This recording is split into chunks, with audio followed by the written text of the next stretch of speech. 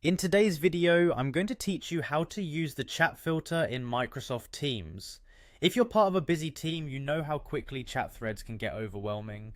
With so many conversations happening at once, it can be challenging to find specific information or track messages from particular people. This is where the chat filter feature in Microsoft Teams comes in handy. It allows you to quickly locate messages by filtering conversations based on certain criteria. Today, I'll walk you through the steps to effectively utilize this tool. Let's dive in.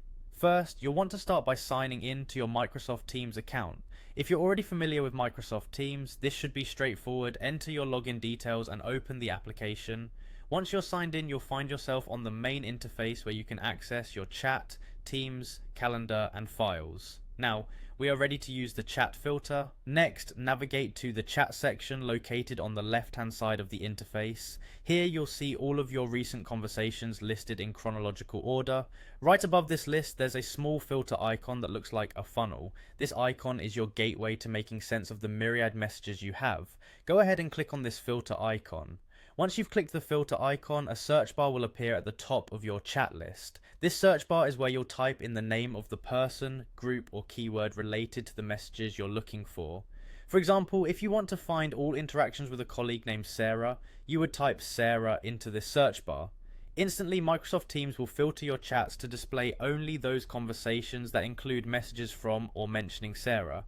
This chat filter feature can save you a significant amount of time, especially if you're searching for specific information within numerous messages. It's particularly useful for teams with high traffic or ongoing projects that require frequent communication. Remember, you can use keywords related to topics you're discussing or even phrases that were used in previous messages if you're trying to find those specific threads. In conclusion, using the chat filter in Microsoft Teams can greatly enhance your productivity by helping you efficiently manage and navigate through your conversations. It minimizes the time spent scrolling through endless chat history to find what you're looking for.